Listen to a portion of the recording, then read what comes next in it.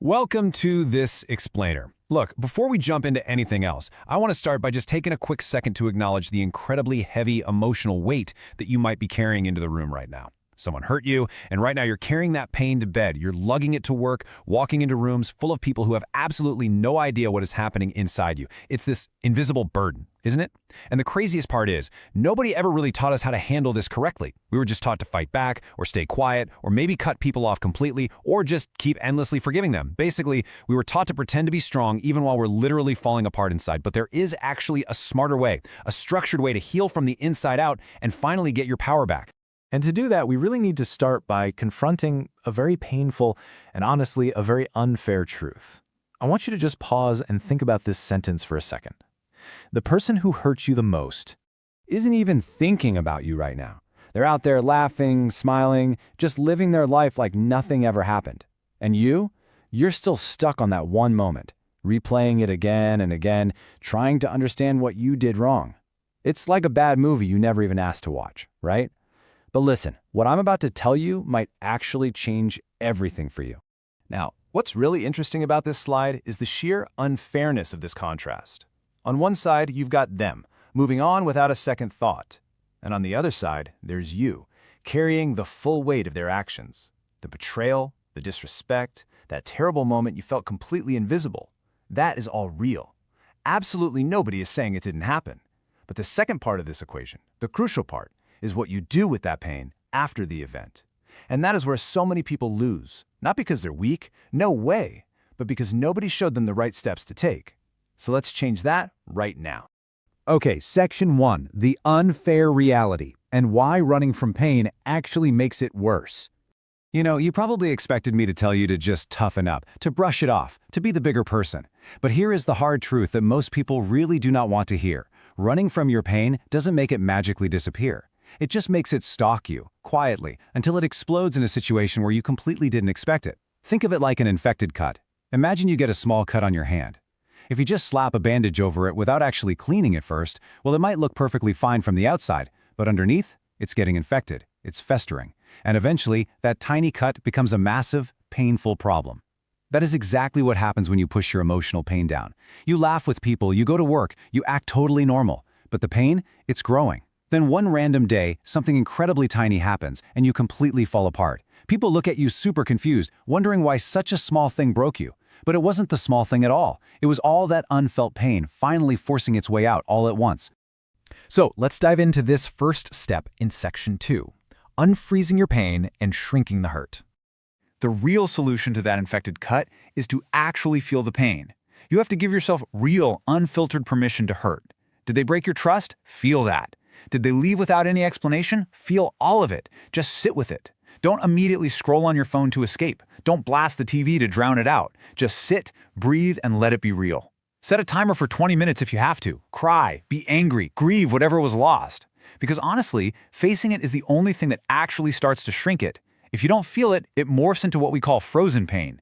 This is the heavy, exhausting stuff you drag into every single new relationship, wondering why you just can't fully trust anyone anymore. But when you honestly face the pain, it acts literally like sunlight on ice. The more light you let in, the more it melts.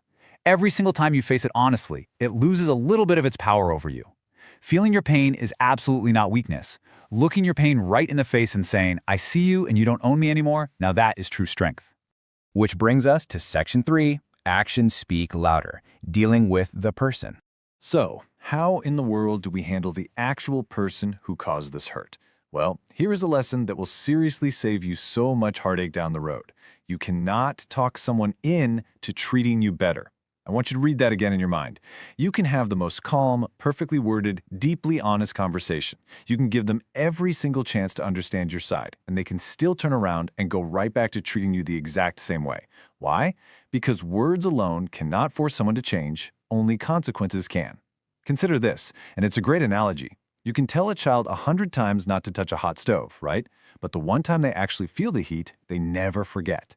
They don't learn because you worded your warning perfectly. They learn because they experienced a real, tangible consequence. And guess what? Adults are exactly the same. When someone hurts you and absolutely nothing in your behavior changes, their brain learns that this behavior is acceptable. They learn they can hurt you and still get full VIP access to the same warmth and availability you've always given them. So, what's the solution? Stop talking. Change your behavior. Reduce their access to you. You really don't need some dramatic announcement or a passive-aggressive social media post. Quietly, calmly, and powerfully, you just become less available.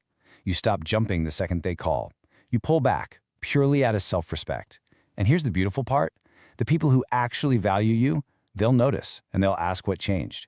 The ones who get annoyed or try to guilt trip you, well, they just showed you they weren't missing you at all. They were just missing easy access to you. Either way, both outcomes are you winning. Your time and energy are worth something, and until you start treating them that way, nobody else will either. All right, let's move to Section 4, protecting your inner rooms and building unshakable self-respect. Let's ask a really tough question. Why do their specific words hurt so much? I mean, people say mean things to us all the time and we just brush them off, right? But some words, they dig deeper. They stick. The real, uncomfortable answer is that somewhere deep inside you, a tiny part of you is afraid they might actually be right. Their words acted exactly like a key that perfectly fit a lock of insecurity you already had hanging around. Now, you cannot outrun someone else's opinion of you, but you absolutely can outgrow the part of yourself that needed their approval in the first place. And you do that by building genuine self-respect, not by standing in the mirror repeating empty affirmations, but by doing real, tangible things every single day. Work on that project you've been putting off. Go learn something totally new. Help someone out. Every single time you do something that makes you proud, you build self-respect from your own actions. It's yours. It's never borrowed from someone else. And as your life gets genuinely full and you become someone you actually really like, you'll look back at the person who hurt you and realize just how incredibly small their words really were. And this brilliantly illustrates the whole house metaphor. Think of your life like a house to manage. Who gets access to this newfound self-respect? The front porch? That's for anyone. The living room is for acquaintances. The kitchen?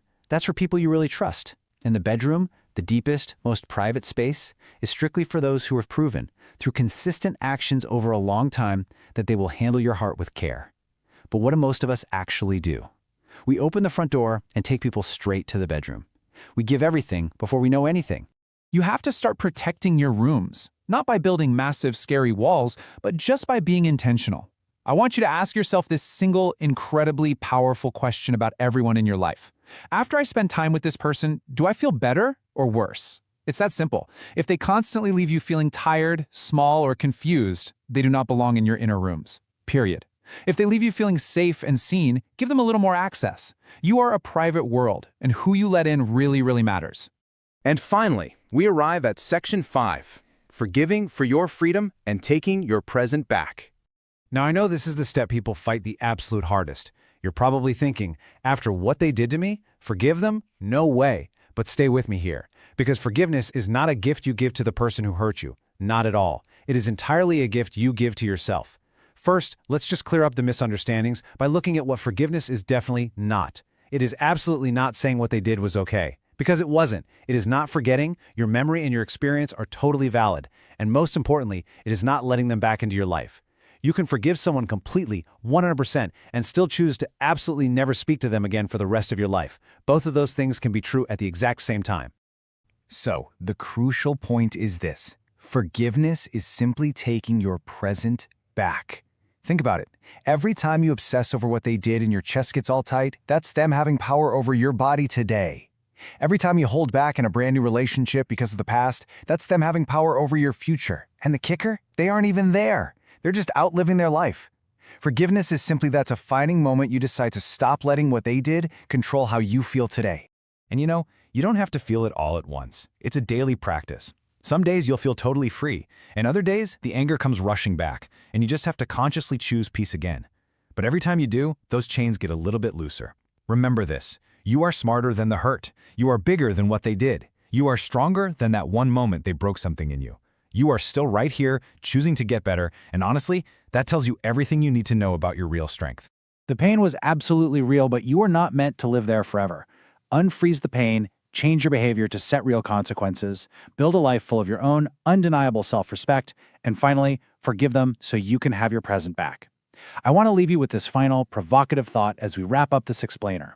You and only you are the sole protector of your inner house. So who gets the keys to your rooms today?